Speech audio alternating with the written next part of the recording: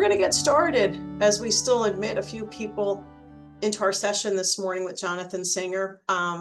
Thank you so much for joining us on this Tuesday morning after a long weekend. I hope all of you had a great weekend.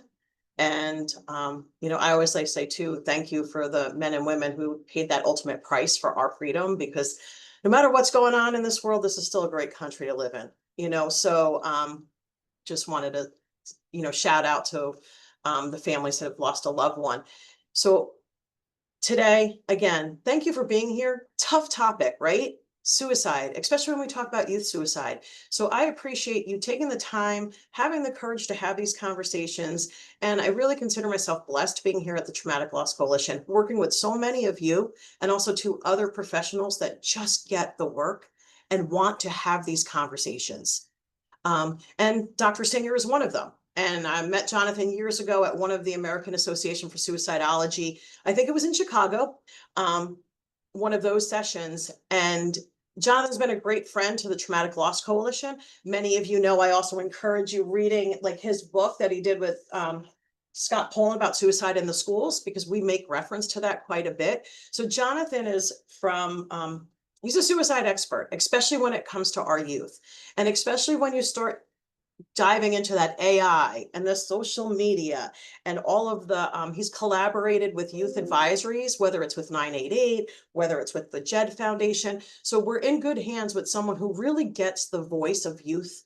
And one of the reasons we actually said, Jonathan, can you talk to people here in New Jersey, but also too about like how important it is to engage? Because you could be great at having the conversation, but you're having the conversation with yourself unless you can truly engage our young people into that, which also means we have to be able to hear what they have to say, right? So thank you all for being here, Dr. Singer. Thank you for coming all the way via Zoom from Loyola University in Chicago. It's about an hour session, and then please think of your questions, because the last half hour is going to be more interactive, asking Dr. Singer, what about this? Or, hey, have you ever seen this? We want you to walk away with some additional resources and feeling like, hey, we can do this better. Hey, right? New Jersey, we have the lowest suicide rate, but we know we're not stopping there until we want to get to that zero. So thank you everyone for joining us. Dr. Singer, thank you so much. I'm handing it over to you. And thank you all the Brett Peppies of the world that are here today. Thank you so much, Maureen, and welcome everybody. It's great to be here with you this morning. I wanted to say that my plan is to walk through my slides and then to do Q&A. If you have questions or comments, of course, you're welcome to put them in the chat. I won't be looking at the chat. I also want to say that if you throughout my talk, if there are references that I make, if there are resources that come to mind, please feel free to share those in the chat. I think one of the nice things that we learned about webinars during the pandemic is that they can actually be a nice way to make connections and share resources. So even though I won't be monitoring the chat, if there are pieces of information that you think would be valuable for other people to have while I'm talking, pop those in the chat. Okay, give me just 1 second here to get my slides up.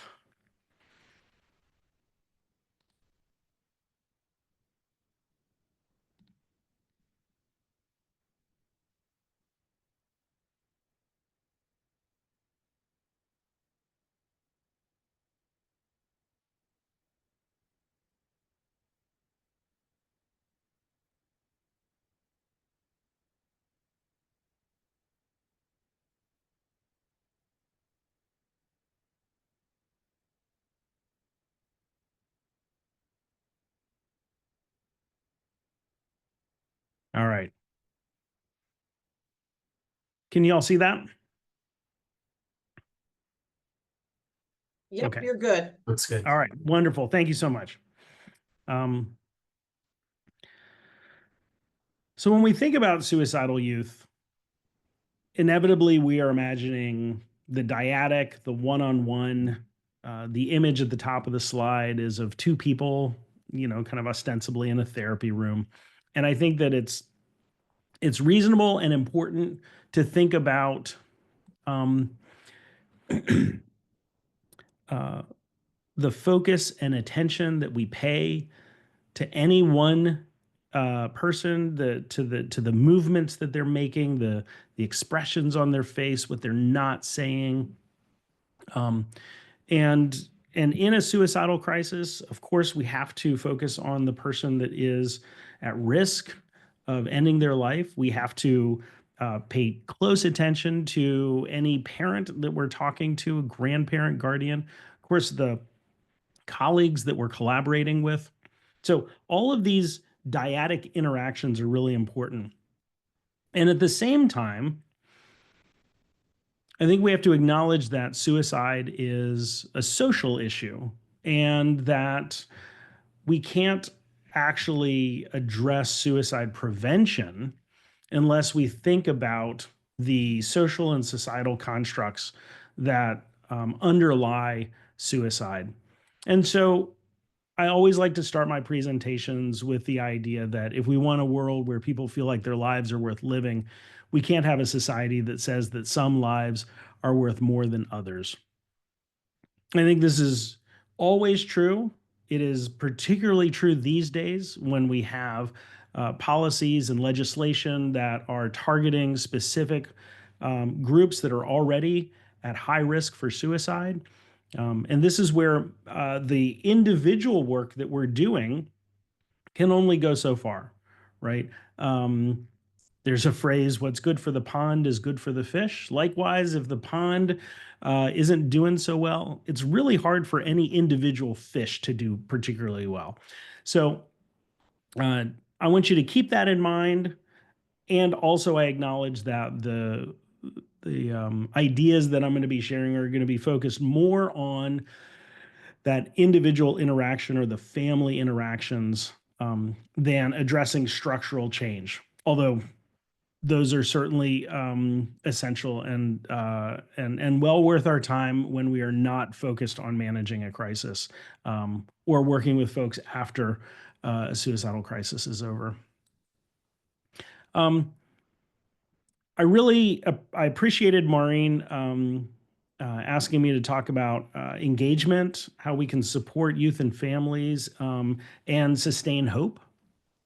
Uh, and when we talk about youth suicide prevention, when we talk about working with somebody who is in that suicidal crisis, um, I think it's really important for us to first think about what's going on with us. How do we think about suicide? How do we think about the ideas surrounding suicide? So I want you to just take a minute and I'm going to pop through some questions. And I borrowed these from Stacy Friedenthal, who is a social work professor out of University of Denver. And she's written a couple of great books. Working with suicidal people, loving someone with suicidal thoughts. And she's got a great blog called Speaking of Suicide. So think to yourself, how much do you agree with the following statements? Asking about suicidal ideation can give the person the idea.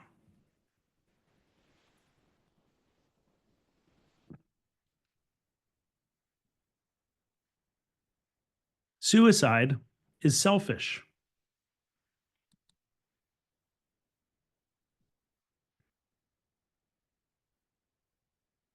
It makes me anxious to ask a client if they're considering suicide.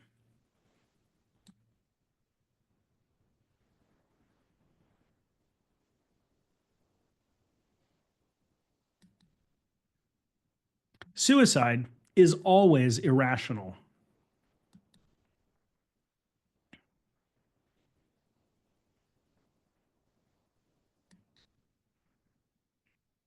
Some people threaten or attempt suicide to manipulate others.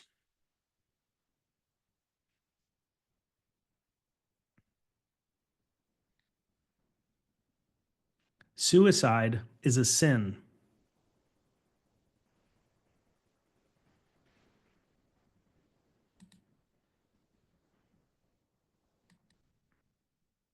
working with a client who has suicidal thoughts is frightening.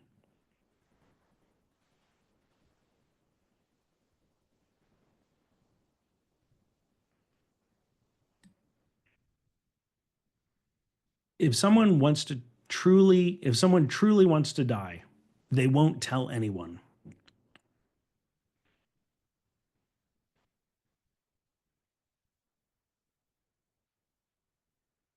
A suicide attempt is a cry for help.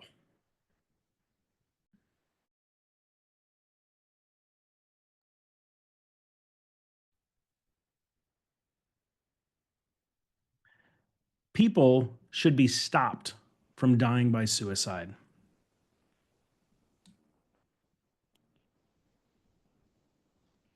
So these are some beliefs, right? This is it. This is there are no more little boxes.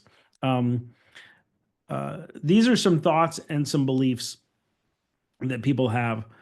Some of these we understand to be just sort of straight up myths, and I'll talk about them. Others are not so much myths as sort of personal positions that people have.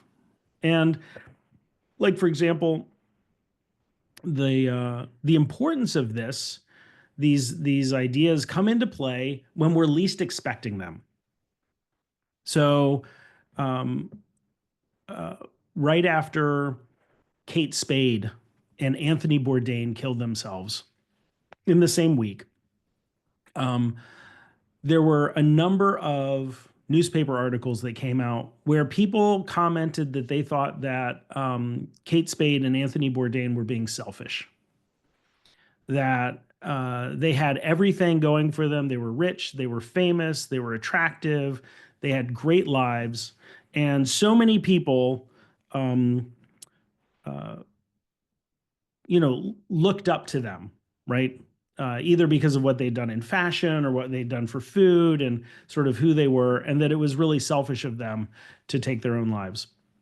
Um, and this is the kind of thing that just sort of, again, you're reading the newspaper, you're not thinking about it, and there's that idea that suicide is selfish. And so the question is, does that fit for you? Do you think that suicide is a selfish act? Now, when we work with kids, I think it's a lot easier to say, well, no, it's not selfish. But when we're working with a kid who's suicidal and we learn that their parent died by suicide the year before, right? Or that they had a grandparent who killed themselves. In those moments, do we start to think, well, that was pretty selfish of the parent, right? Because look what they did to the kid. And now the kid is struggling with suicidal thoughts. If the parent had only been stronger, if the parent had only stuck around, if the parent had only realized that it wasn't just about them, then maybe this kid wouldn't be in this situation. And maybe you as the clinician wouldn't be having to talk with this kid, right? Maybe you could be doing something else. So that's just one example of a belief. And knowing where you sit with these, it's not about right or wrong. It is about knowing that when information pops up in a session, when you're talking with a colleague, when you're speaking to a parent, and one of these beliefs gets shared or transmitted somehow, that you have an idea of where you stand, so that you can truly be there for your client and for the family, rather than having your own beliefs get in the way of things. So, for example, a suicide attempt is a cry for help. If we take that to the most extreme, right, a suicide attempt is just a cry for help, right? That it doesn't actually indicate that somebody really wants to die. Then if you see every suicide attempt as not actually wanting to die, because the corollary is, well, if they actually wanted to die, they'd be dead, right? They wouldn't have survived an attempt. Then that also has implications for how you might be responding to the suicide attempt. And so being aware of where you stand is essential in understanding how you work with folks and how you respond to this information that just sort of pops up when you're engaged with folks. either the kid or their family or your colleagues. All right. And again, when we do the Q&A, happy to come back and talk about this. And if you have thoughts or ideas, you want to pop them in the chat. I'm not going to be looking at the chat, but you're welcome to engage with that there. Now, the next piece of engagement, right, is thinking about from your client's perspective, why should I talk with you, right?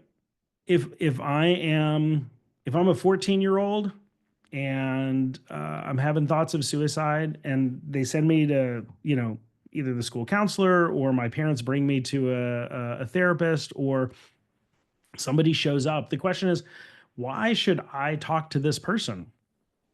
The principles of trauma informed care remind us that there's no reason that our clients should trust us, that earning their trust is part of our job.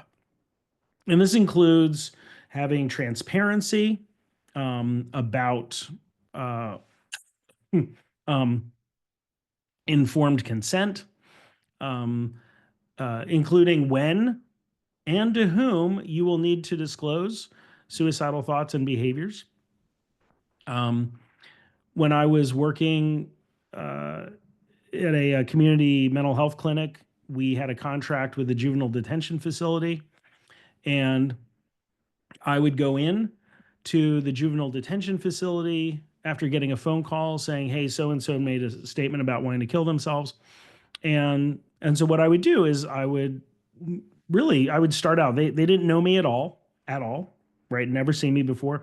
Some of these kids were not from the county that I was living in, right? They'd been hitchhiking, or they'd been, the throwaway kids or runaway kids, or, and so I would say, "Hey, my name's Jonathan, and what I do all day is I talk to kids who have thought about ending their lives, or sometimes some of them have done things to end their lives, um, and I talk to folks about what's going on with that. And I want to let you know that I was called in because you said something that uh, let the staff here know that you might be thinking about killing yourself. And I want to talk about that, but I also want to let you know what I can and cannot do.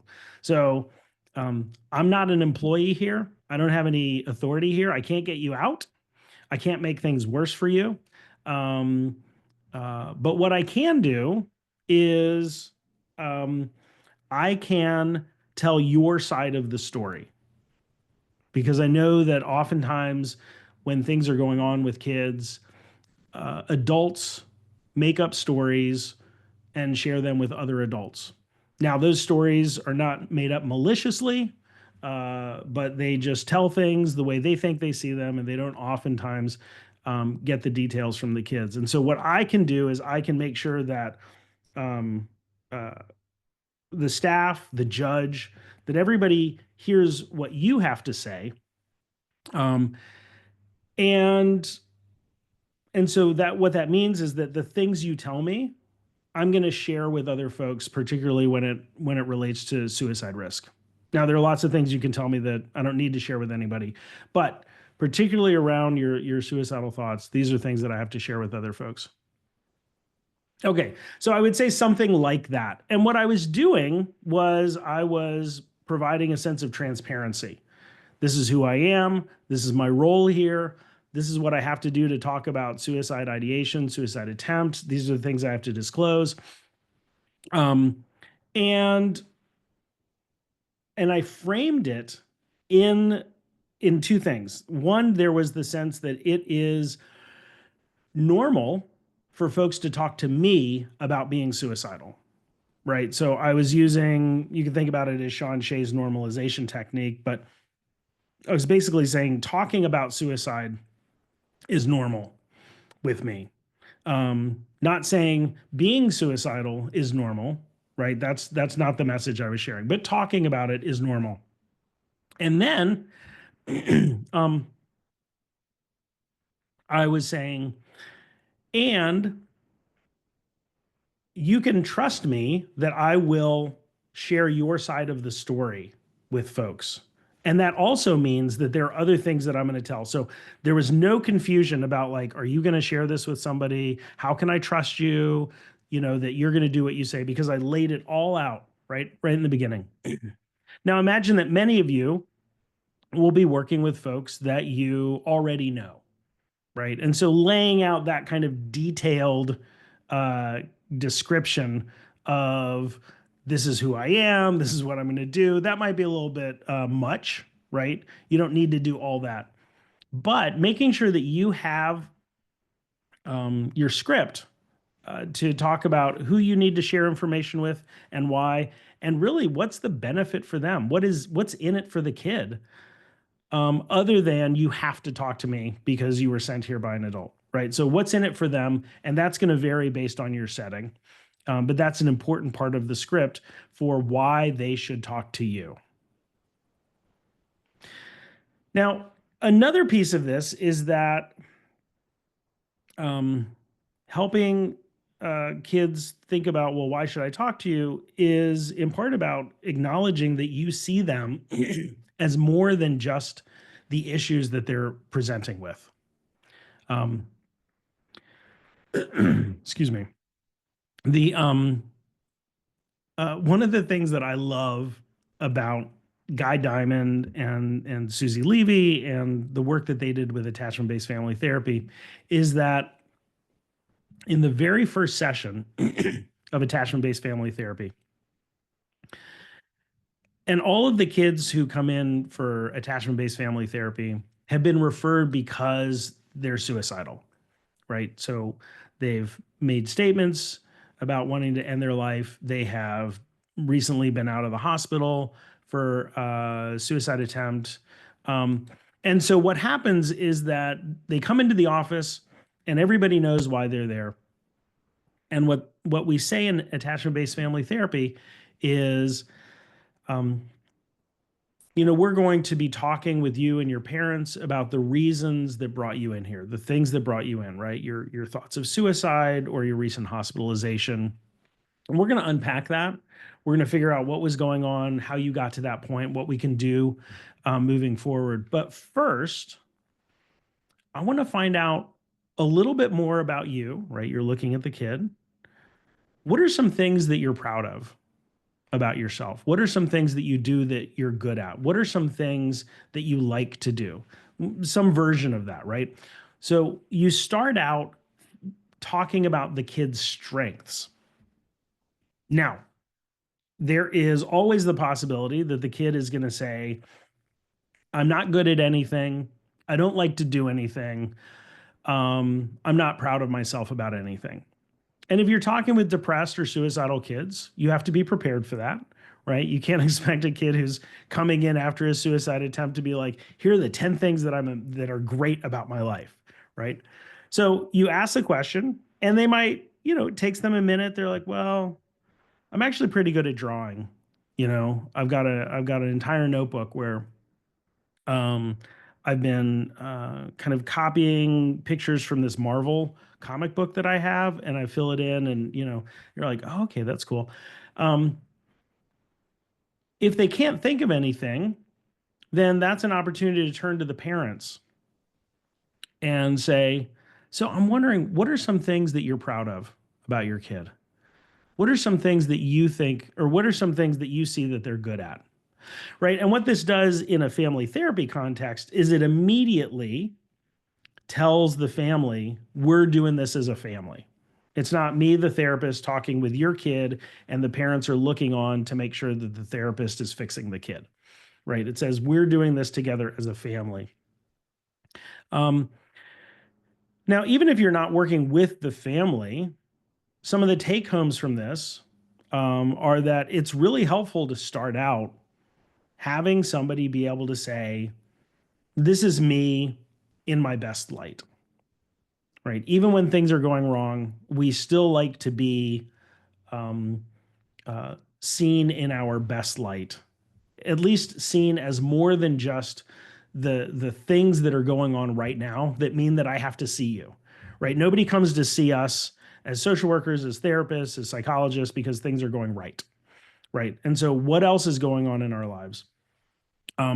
Now, in attachment-based family therapy, we have this conversation, as an opportunity to kind of establish that you're more than just somebody who's suicidal, right? You're more than just a family who has a kid who's suicidal, right? You're more than just this. But therapeutically, the purpose is to get people talking, is to break down those barriers, to get the conversation flowing a little more smoothly.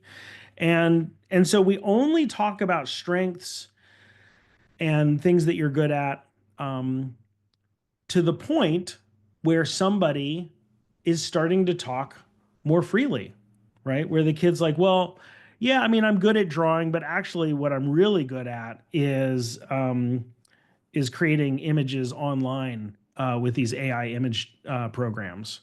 And the parents are like, that's not real. And they're like, well, it's not real, but it's fun, you know. And suddenly they're engaged in a dialogue, right? The walls have started to break down, right? They're starting to be more themselves in front of you. And at that point, you have just enough in so that you can then move into the next phase of the session, knowing that you're going to have a little bit more opportunity for them to speak freely with each other. So that's attachment based family therapy. But if you're working with somebody individually, it's really helpful to do things to acknowledge that you get to see them as the whole person. Now, some of this comes from the words in this come from Katie Gordon's excellent workbook, the Suicidal Thoughts Workbook, is CBT skills to reduce emotional pain, increase hope, and prevent suicide. And it's based on Klonsky's three-step theory.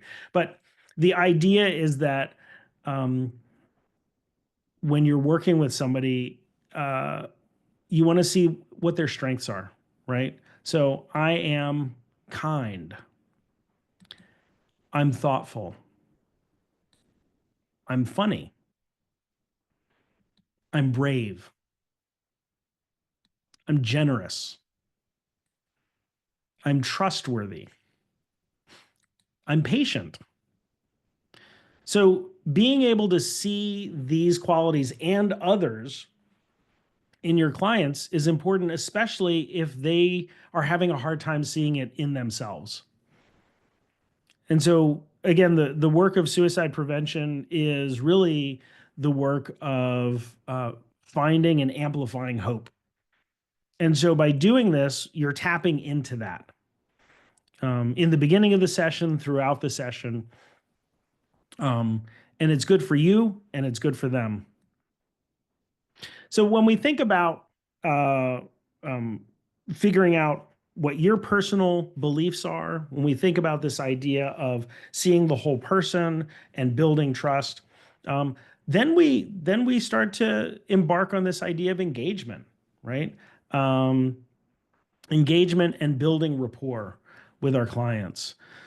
So one of the first things that we need to do is to be authentic, have empathy, be non-judgmental, right? So you get Carl Rogers' classic unconditional positive regard, empathy, genuineness, right?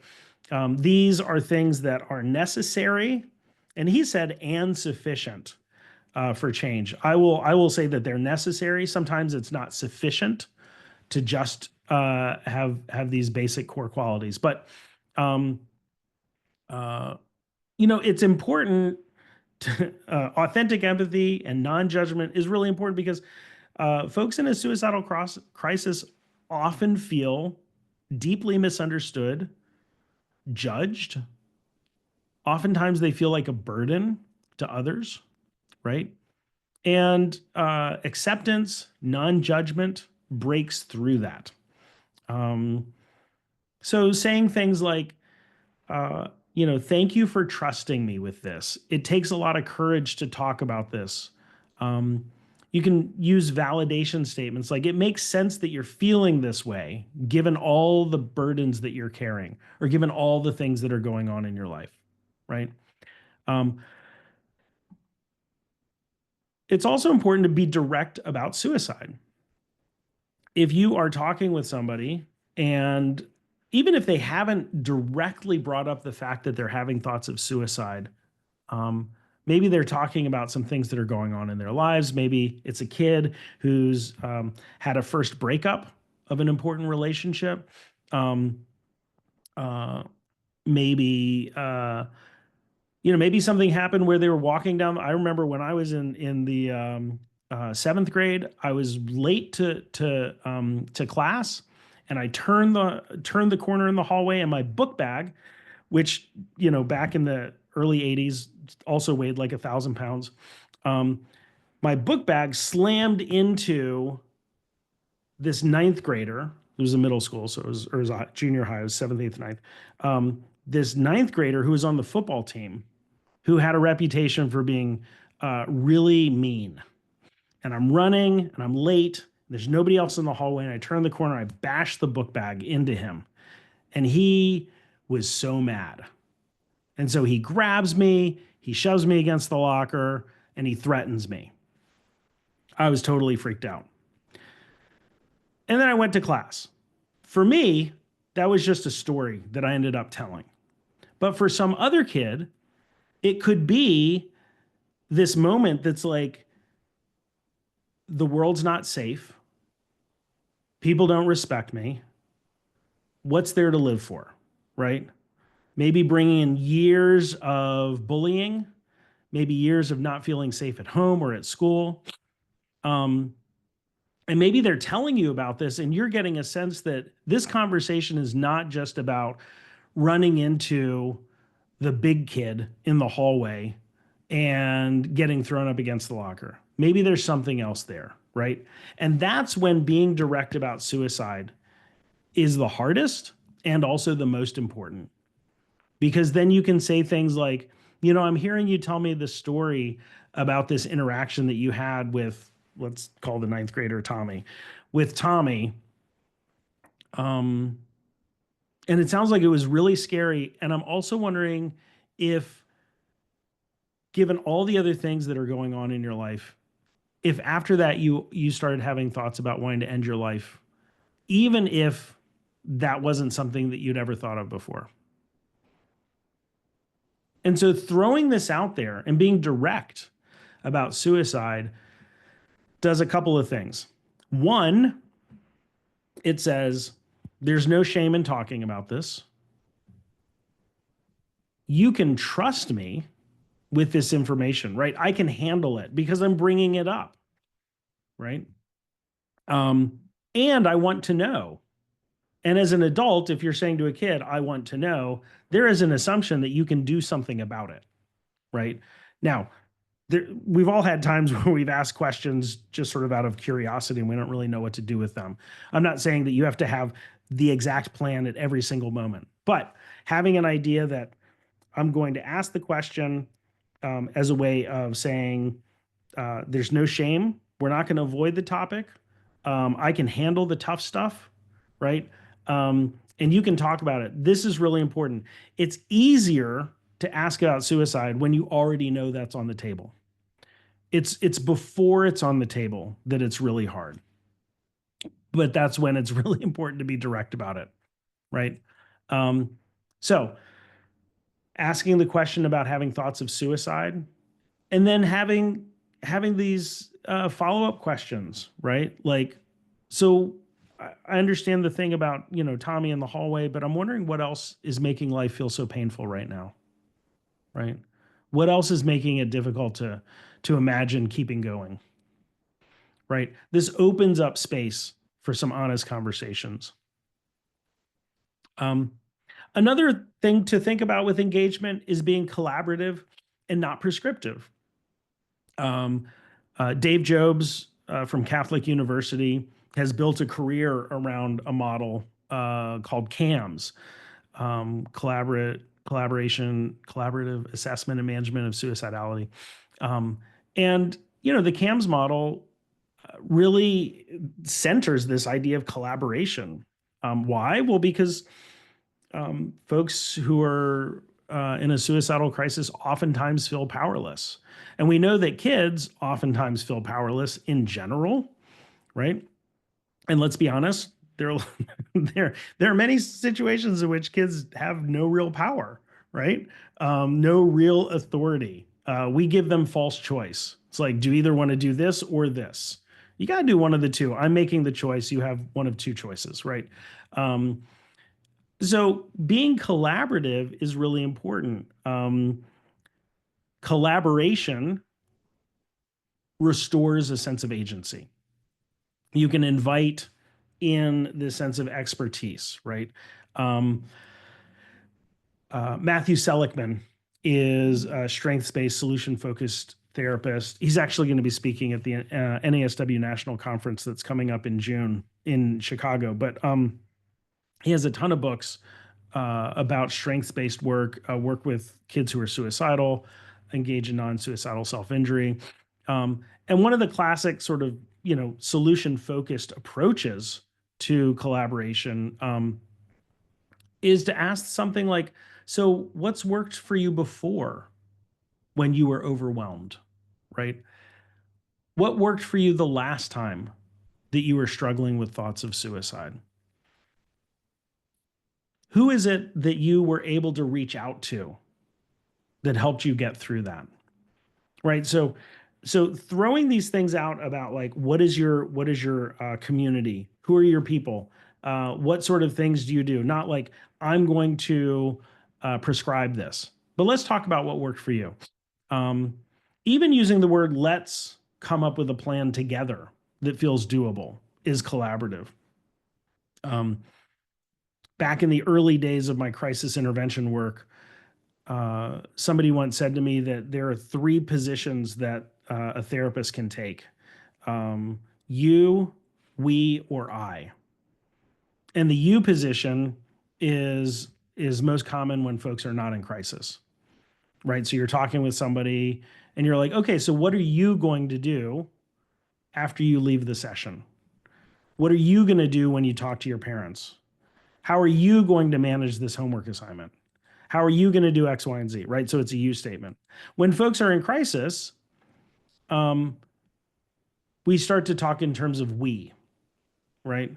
Let's come up with a plan together. I think we can manage this, blah, blah, blah.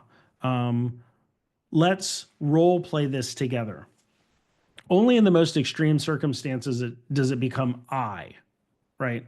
And that's, I'm going to make a phone call and we're going to find a safe place for you to live. I'm going to reach out and do this, and you just sit here, right? Again, only in the most extreme circumstances does the provider's position become I, right? So you've got the you, the we, and the I, and the collaborative position is the we position, right? Um, so another thing to think about is slowing things down. When I was first out of my MSW program, uh, my supervisor after my first, he sat in with me for a first session. He's like, you tried to get through literally their entire life in about 30 minutes. You got to slow things down. And I think there's a lot of value for that in general in therapy, right? But particularly when somebody's in a suicidal crisis, um, slowing down can actually help you to get places faster, right? Because when you slow down a little bit, you have more time to build trust. You have more time to hear and see the things that are going to give you the information that you need to be able to figure out, well, where do we go next? Um, uh, you are respecting their pace. So if somebody is having a hard time figuring out um, what they want, if they're having a hard time accessing emotional resources, if they are either cognitively constricted or cognitively dilated, and you need to help them get into the center, right? Then slowing things down is a good technique for doing that. Um, and so an example of what that might sound like is that you're asking the kid, let's, we'll use the hallway situation. And you might want to get to, okay, so tell me about being suicidal, right? You might want to jump into that right away. Um, uh, but it might be helpful to get a little bit of background, right? Just enough so that you understand the context of why they were running late in the first place. Did they have any interaction with this kid beforehand, et cetera? Just a little bit, right? Slow things down. There might be some gems in there. Um, or you might have talked about it um, and then find yourself wanting to jump into next steps, right? Maybe you have a client that's coming in at the top of the hour and you're looking at the clock, right? Maybe you know that the bell's going to ring and the kid is going to want to leave, and so you're sort of moving into it. Again, managing time, always important thing to do. Um, but slowing things down is a good reminder for engagement. Um, uh, Another thing is to make sure you're prioritizing connection over checking boxes, right? Now, I know that in uh, almost all organizations and agencies, there is some sense of box checking. There are things that you have to do. And I'm not opposed to people having boxes to check off. One of my favorite books is by Atul Gawande. It's called The Checklist Manifesto. And one of the things that he talks about in that book is that there are two types of checklists. There is the read, do checklist, and that's like the first time you do a suicide risk assessment. You don't know what things you're supposed to ask. Maybe you've moved to a new agency or organization, they've got a whole assessment protocol. You've never done it before. So you're going through and you're like, okay, the first thing I talk about, I'm gonna ask about some suicidal ideation. Then I'm gonna ask about intent. Then I'm gonna ask about, right? So you're reading it as you're doing it. Um, or you can think about the first time you made chocolate chip cookies, right? You're looking at the back of the Toll House Morsels bag, and you're like, okay, I got to get two things. I got to get one thing for the dry, one thing for the wet, right? And so you read it and then you do it. Now, after you've made cookies from that same bag a dozen times, then those directions, right? The recipe becomes what Atul Gawande calls the second type of checklist, which is a do review checklist. So you're doing it, but you stop at certain points and then you review, did I miss anything? Right? And so the first time you're doing a suicide risk assessment, second, third time, however long it is, you're probably reading it and then doing it. And after a while, you stop reading it because you started to internalize. This is the information I need. This is the these are the questions I need to ask. And after you've been doing it for a while, you're able to pick up on information as people are sharing it, and people do not talk about things in the same order that are on any of our paperwork, right? Um, our paperwork is two-dimensional. People's lives are three-dimensional. People talk non-linearly. Um, I mean, this is a presentation, and already I've talked about like an experience I had in seventh grade. I've talked about going to juvenile detention facility, my favorite Atul Gawande book. I'm sort of all over the place, but I'm still sort of structured because this is a presentation. But in an assessment, people are going everywhere. And so if you know what to look out for and what to listen for, then you're going to be able to grab the information as it's being brought up. At a certain point, you need to stop and then review, have I missed anything? Are there things that I need to ask specific questions about to make sure that I'm understanding it? And this is important because one of the things about reading off of a sheet of paper is it can be disconnecting. Now, obviously, sometimes we have to do that. And so prepping the person that you're talking to say, look, I'm doing this because your safety is important to me. I want to make sure that we are getting all the information that we need so that we can address your problems, right? So you can frame it like that. Um, uh, and if you don't have to, then don't do it, right? Because particularly when somebody's in a suicidal crisis, there can oftentimes be that sense that they feel disconnected from others, they feel isolated. Connection itself can be life-saving, right? Demonstrating that they matter to you is in and of itself therapeutic, right? And so making statements like, I'm so glad that you're here right now. Um, or a statement like, um, uh, I really appreciate all the things that you've told me about, and I'm looking forward to seeing you the next time. Or I think this is a great plan that we have. I'm going to check in with you later today to find out how it's been going, right? All of those sorts of things are points of connection. Um, Now, it could be that your protocol says you need to get verbal agreement that you will have a follow up, and so maybe that's what you're doing when you say, "I'm going to check in with you later on today to see how it's going." But you're doing it in a way that's connecting and is not sort of administrative. Another thing is to address ambivalence.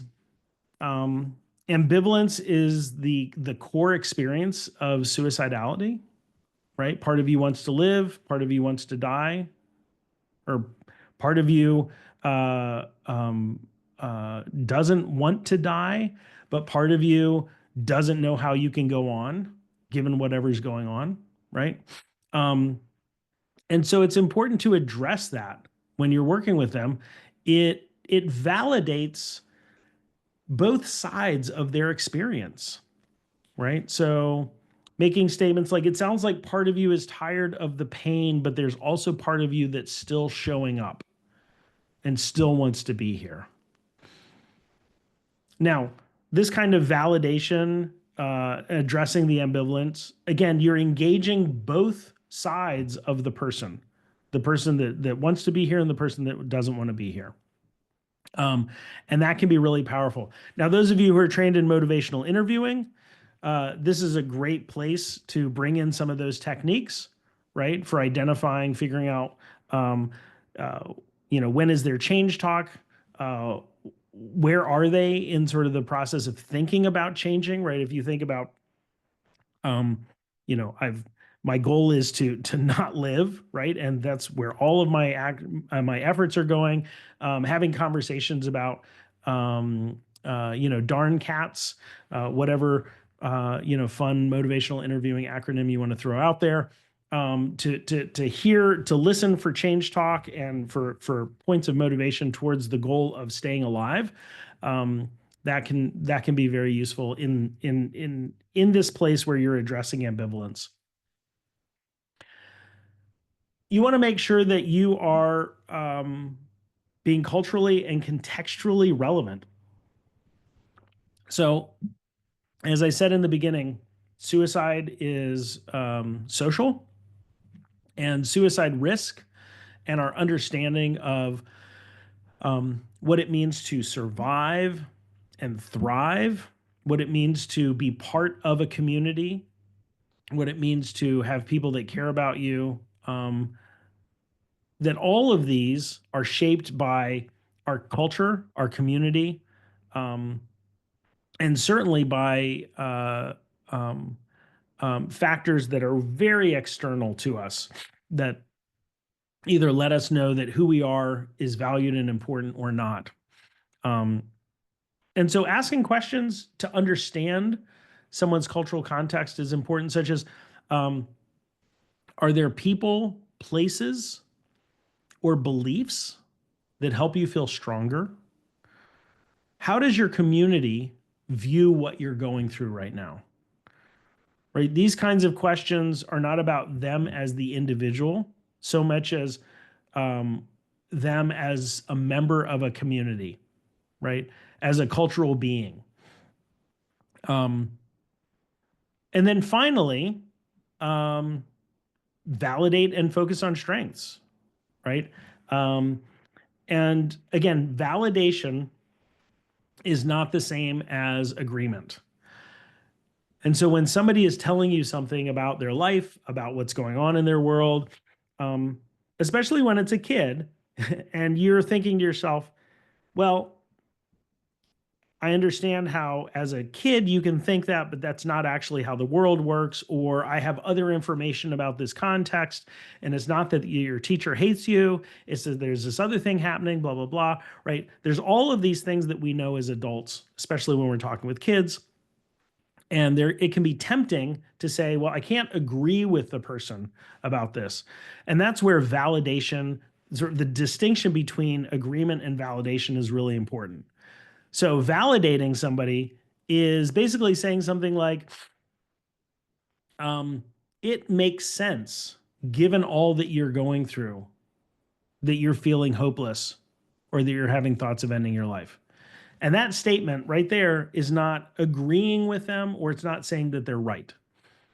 It's saying, I get what's going on with you. I'm going to reflect back that I know what's going on with you and what's happening. And given all those things, it makes sense. Now, to yourself, you can say, I disagree, or I think that there's a different way. And in fact, as a therapist or as a social worker or provider, I would hope that part of you would say, and I see something that you don't, right? Internally, that you can say that to yourself, because that's part of what we need to be doing, right? We need to be anchoring hope when our clients are having a hard time finding that. So these are some ideas about engaging, right? And thinking through engagement and all the different things that we can do when we're talking with somebody who's suicidal. So I wanted to share a little bit about a client that I worked with, Leticia. So Leticia came in because she had attempted suicide, and her story was that she was 16. She was a 10th grader. She came to the USA with her mom from Honduras when she was 6, and she was living in an apartment complex, and everybody in the apartment complex was either from Honduras or El Salvador. And she was fairly popular. She had a large group of friends. I got to know that she really liked baking, right, for her friends and her teachers. That she had a history of trauma and anxiety. Much of the trauma was from before they left their little village in Honduras, and also the sort of the migration experience crossing the border. Now, the reason why she attempted suicide was because her mom grounded her. And the reason why her mom grounded her was that her mom learned that Leticia was walking home from school with another boy. And that in her mom's village, teenage boys and girls were not allowed to spend time together alone. And when the mom found out that Leticia was doing this, she said, you know, basically, you've brought shame on me, on the family. You don't respect, where we come from. You are a bad person and you are grounded. You can never go out, right? You have to basically stay in the apartment, until you graduate from high school.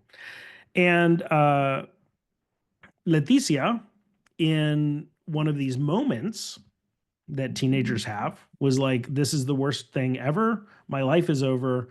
And so she attempted suicide. Now, the work that we did as a family was it was about identifying these cultural disjunctures, right? That Leticia had an experience of being in an American context where we're walking home from school with a boy who was in her school, who lived in her apartment complex, right? Was probably one of the least problematic things that a boy and a girl could do together. And in fact, in comparison with her peers, was very low stakes. And so she was like, I'm being a good kid. Why is my mom freaking out? Um, it had to do with issues of acculturation. It had to do with mom's fears about losing her cultural identity. It had to do with um, different expectations regarding not only what teenagers would do, but how kids and parents would respond to each other. And and Leticia's mom had no idea that suicide was even a thing. Nobody that she had known had ever killed themselves. This was not even a possibility, right? And so she was shocked when this happened, and she was like, my kid must be incredibly defective. There's got to be something wrong with her. Why would she do this?" Um, so um, what we did was we actually used uh, a parent-child conflict scale, and we had them fill it out on a daily basis. And then I had Leticia fill out a scale about how suicidal thoughts were going up or down. And what we were able to do after 3 intense weeks of working together is they were able to see how, as their parent child conflict increased, so did Leticia's suicidal thoughts. And when their parent child conflict decreased, so did Leticia's suicidal thoughts. Now, as as mental health professionals, this is probably not a surprising thing. But for the family, it was a huge insight into the relationship between the parent-child conflict and um, Leticia's emotional well-being. And so what they were able to do is come up with ways to both reconceptualize what it meant to be a teenager, um, but also uh, talk about different household expectations, and for the mom to see that her the way that she interacted with her daughter was actually a life or death situation. Um, and what I will say is that a couple years later, I had one of the most profoundly beautiful experiences of my professional life, which is that I got a graduation card um, from Leticia. And knowing that she had survived and that she was graduating and that she was going off to community college, that she had a future was an incredibly profound moment. And I know that a lot of times we don't get those because once we're done seeing somebody, not only are we on to the next client, but also it's not okay for us to just sort of randomly make phone calls to our former clients and be like, "Hey, how are you doing?" Um, but it definitely was this beautiful moment of connection. Now, one of the earlier myths that we talked about was people who are suicidal are weak, and in fact, people can be suicidal despite enormous strength and courage. And if you've seen me talk before, you've seen this image, and I love it. Uh, and it says, "Do not confuse my bad days as a sign of weakness. Those are actually the days I'm fighting my hardest." And this was actually one of the lessons that Leticia and her family and her mom learned, was that Leticia actually wasn't weak and damaged and broken, but that actually she was fighting really hard um, to be a good daughter to her mom, to be a good sort of American teenager in this context. She was doing a whole bunch of things all the time in order to not just survive but to thrive. Um, Lisa D'Amour has a great quote in her most recent book, The Emotional Lives of Teenagers. Well, not quote, she's got this idea. And she says, mental health is not about feeling good. It's about having the right feelings at the right time and being able to manage those feelings effectively. And I think that it's important for those of us who are working with folks who are suicidal to say, particularly kids, it is essential for kids to be able to express what's going on, but we can't just stop with expression. We have to help them manage. We have to help them learn to manage the things that they're feeling. Um, and I think this is challenging with social media because oftentimes you can offload things that you're feeling. You get upset about something and you post, and then you see how other people respond to it, right? As opposed to having to sit with it yourself. And so that's just one of the challenges that we have when we are engaging with folks around suicidality. Another myth that we talked about in the beginning is this idea that if you ask somebody about suicide, you'll put the idea into their head. And we know that that's not true. And as I mentioned earlier, it's most challenging to debunk this myth before the idea of suicide's been brought up, right? It's easy for folks, well, not easy. It's easier for folks to say, so how's it going today with those thoughts of suicide, right? If you already know that somebody's thinking about suicide. It's harder to bring it up when you don't know if it's there. And that's exactly when you need to bring it up. And this is the cover to our book. And the reason why one of the chairs is purple is to kind of symbolize that you never know who might be having thoughts of suicide unless you ask the question.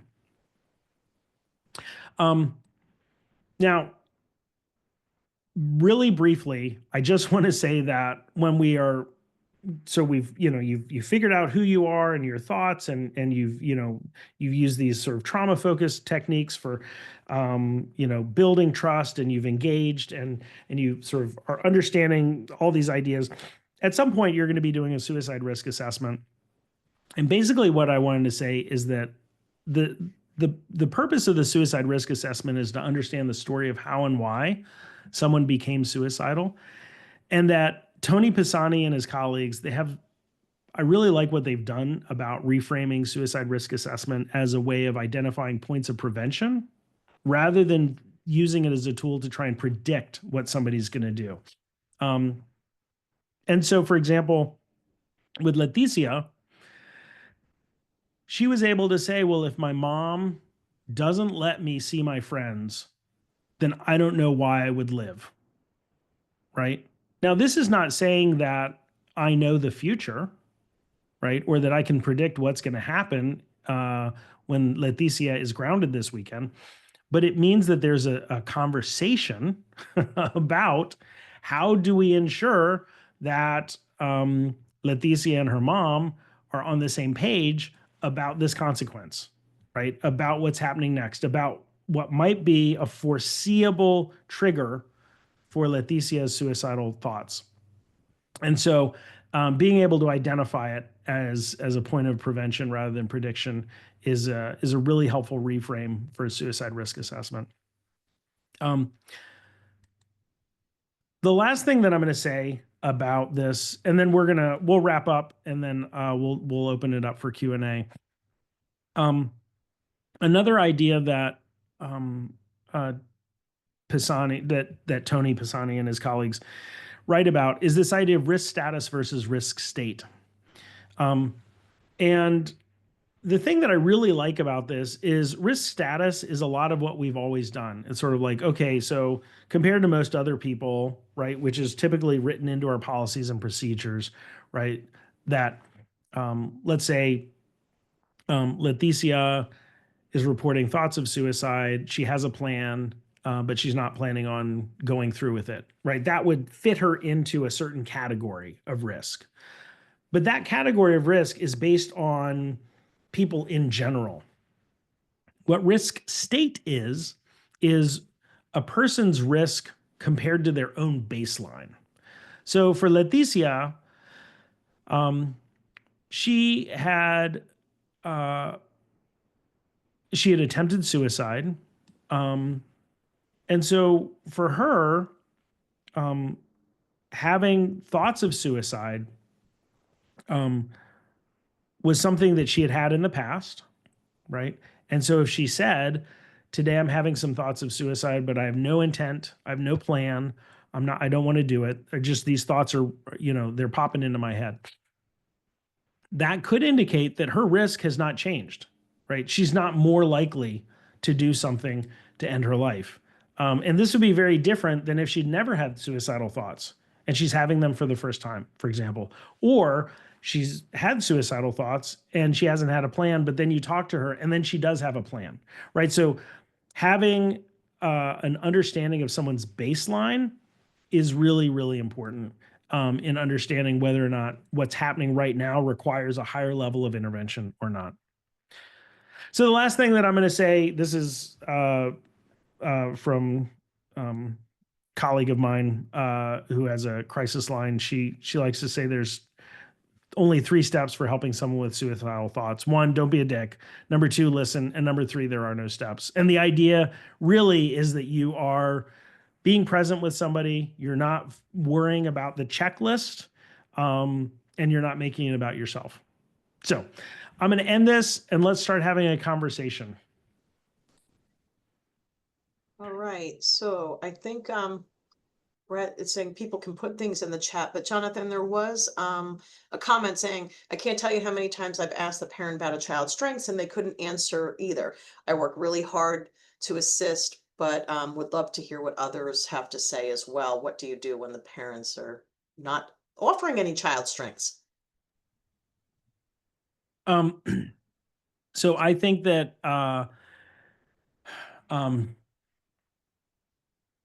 so if the kid can't think of any strengths and the parent is unable to come up with strengths, um, then this is where having a collaborative approach.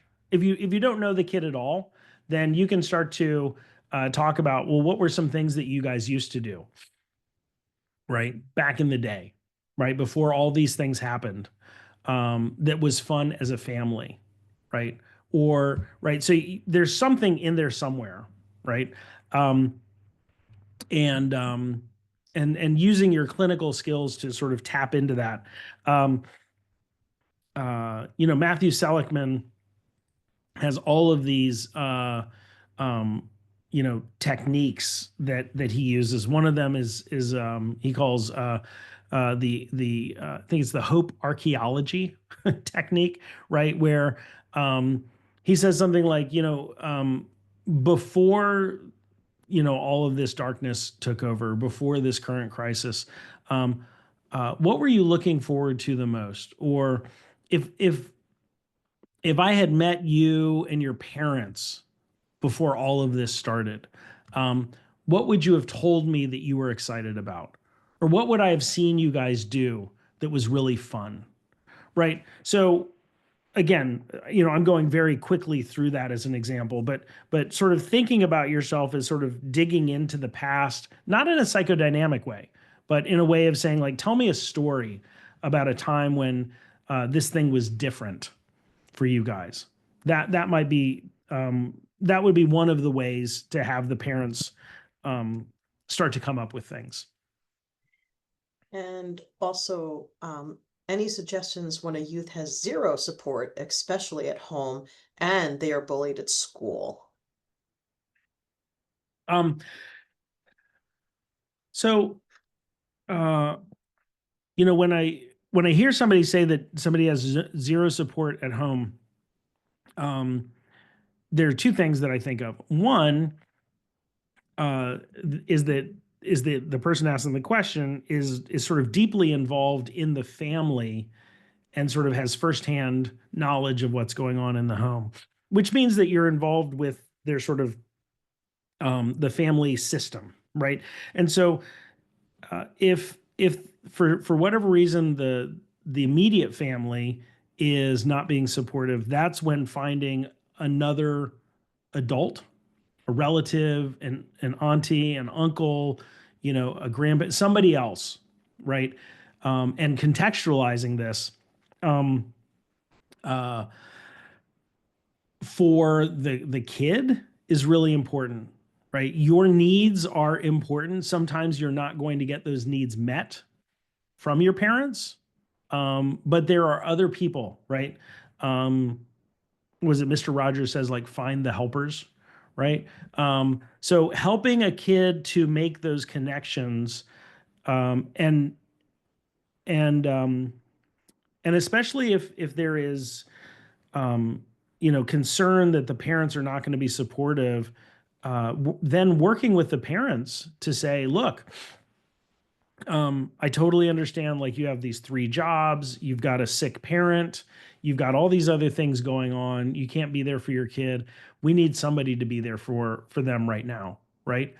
Maybe if all this stuff wasn't going on with them, the way that you're doing it would work, but it's not working right now. And so I really need you to be okay with them leaving school and going over to their uncle's house, right? And doing their homework and getting that done, and not to make it feel like it's like you're a bad parent. This is just what they need right now, right? Whatever it is that you need to do, right? To say it's important for this kid to get support.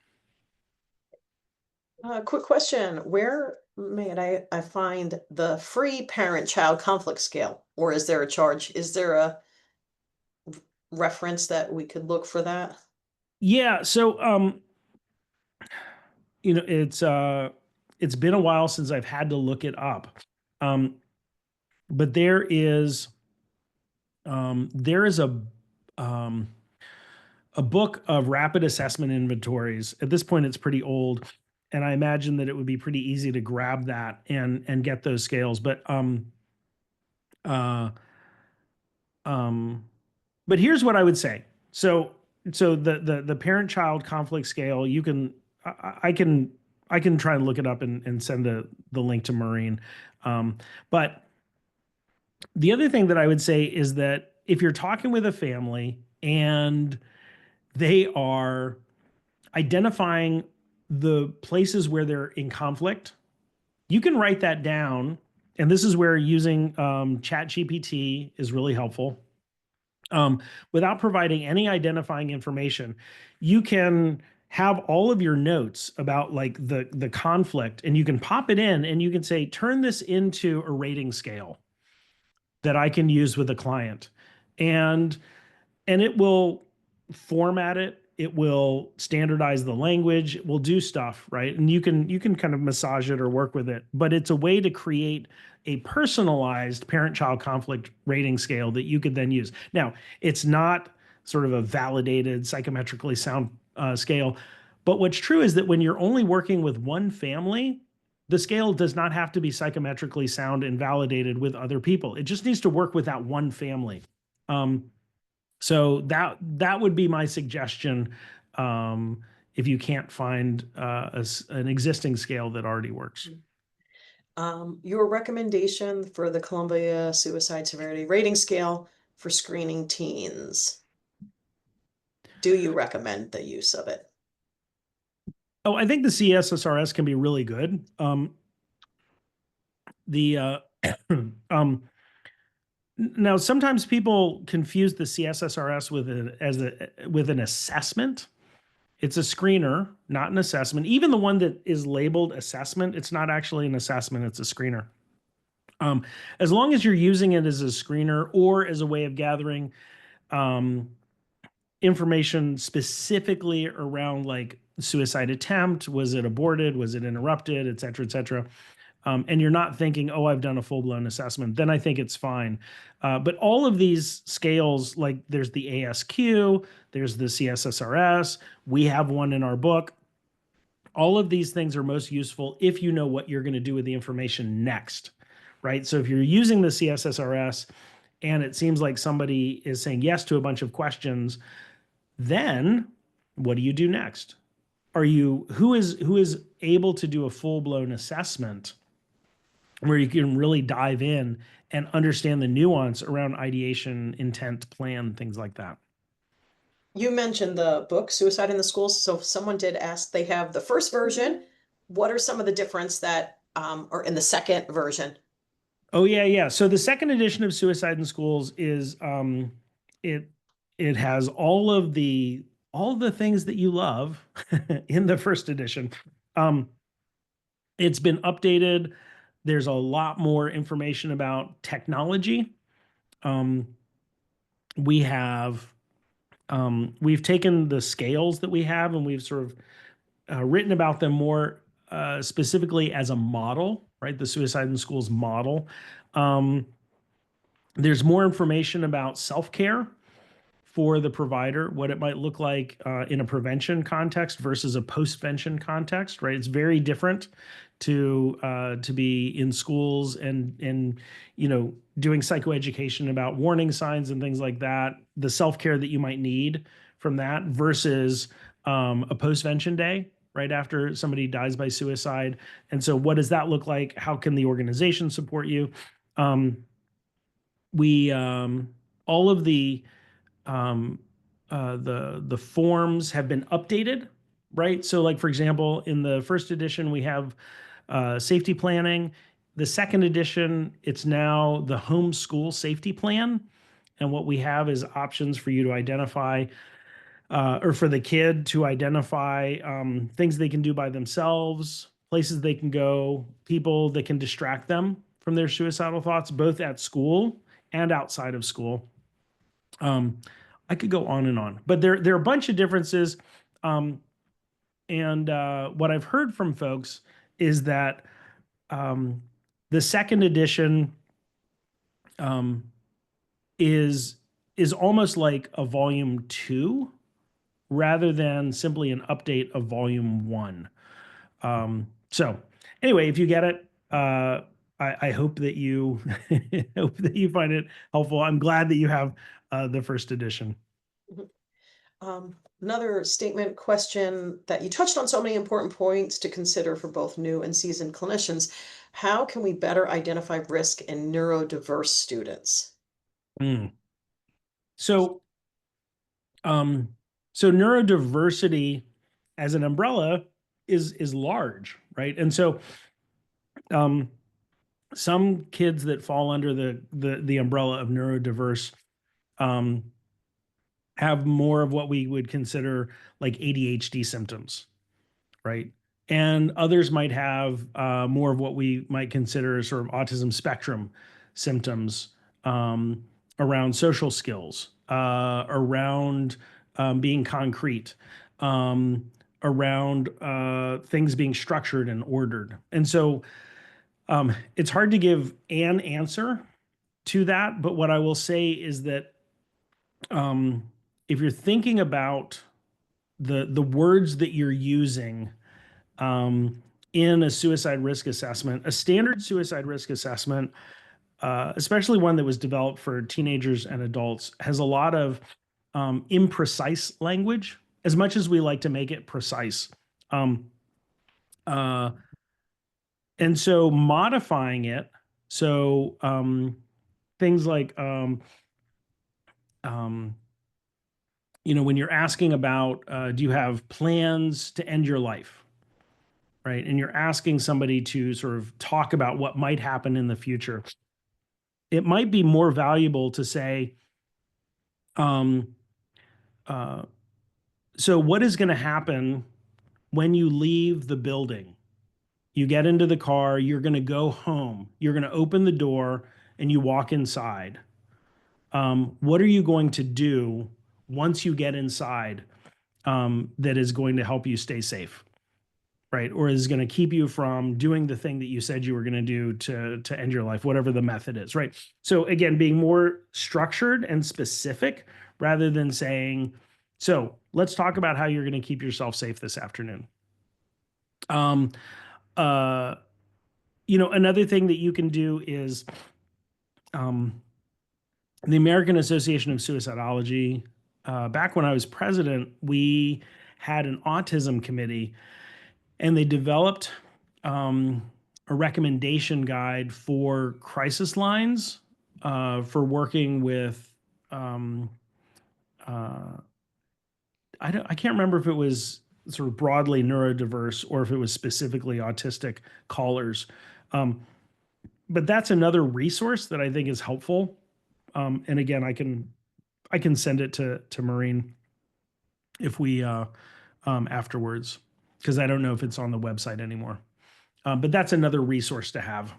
And Candy, I see that you have your hand raised on the comment, so I didn't know if Candy, if you had something you wanted to add. Maybe not. So I'm looking to see if there's other things in the chat. People can also unmute if I'm going through the chat too slowly. Feel free.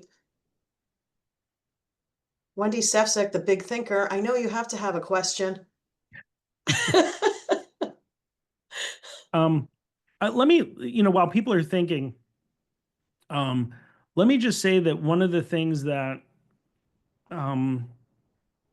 has been in the news lately is AI chatbots. And there really wasn't a place in sort of the structure of this talk to dive deep into that. But what I will say is that I think that one of the exciting possibilities around the future of crisis work and therapy is the use of conversational AI as an adjunct to the work that we do as providers. Now, there have been some headlines about I think there was a kid who was using like character.ai, and that the character recommended that the person kill themselves, and this 14-year-old ended up dying by suicide. So what I want to say is that using a generic chatbot as a therapy tool is dicey because it's not developed with the guardrails. When we think about how artificial intelligence, how conversational or generative AI is trained, it's trained on existing content. What content is not publicly available? Therapy sessions. There is no database that is publicly available that will pull out hundreds of thousands of hours of therapy sessions, of crisis sessions, to train AI to know this is the point where it's important to deepen the emotion, to ask an affective question, or to do some chain analysis, right? Use a CBT technique, or this would be a good place to use an exception question, right? It doesn't have that. It can imagine using its predictive analytics what it might sound like. Now, there are companies that are training AI on therapy transcripts, on ambient recorded sessions. Those are all private and not sort of for general use at the moment. I will say, though, that I think that there is a very exciting future if we can get AI chatbots and AI programs that have been trained in what good therapy is, so that I do my session, I do my assessment, and I can be fairly confident that my client will be able to engage with something when they need to that is more than just Google, right? And get feedback that's personalized about what's going on with them. Anyway, I think I saw in the chat that somebody else might have a question. There was another question about liability issues when you're working on a crisis line. Someone works here at Rutgers UBC, rarely get calls from minors, but could there be an issue talking to kids on the crisis line reporting suicidal thoughts?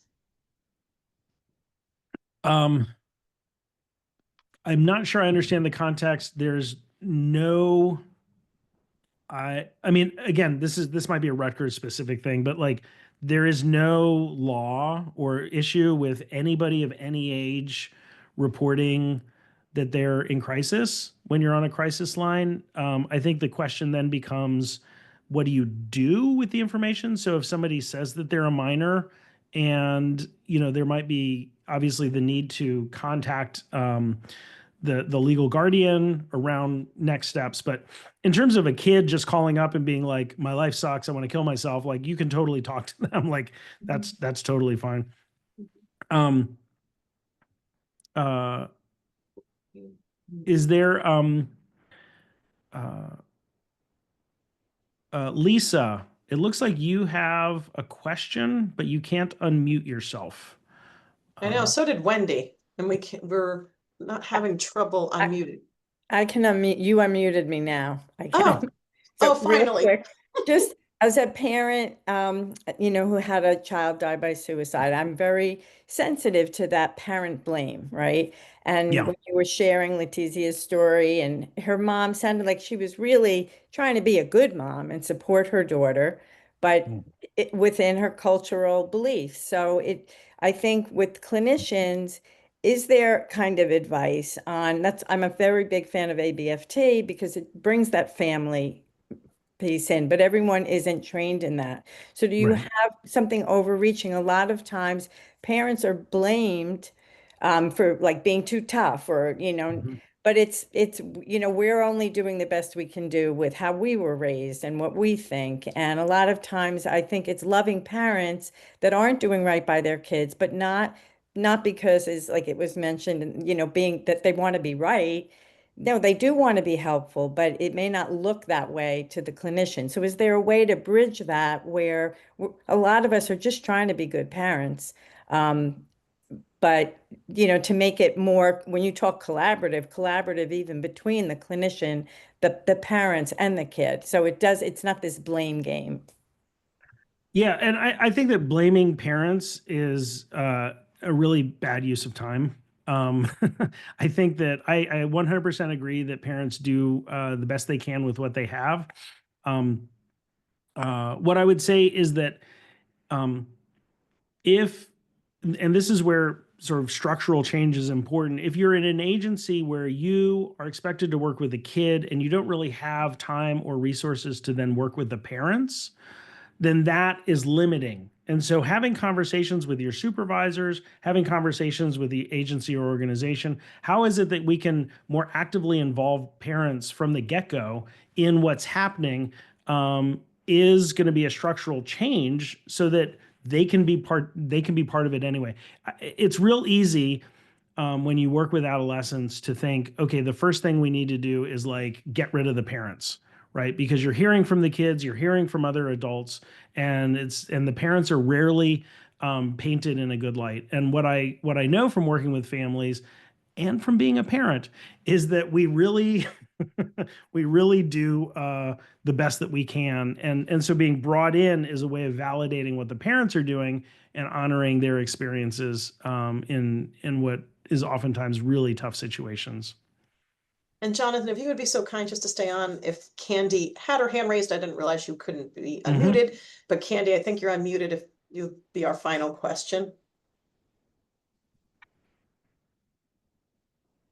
Maybe.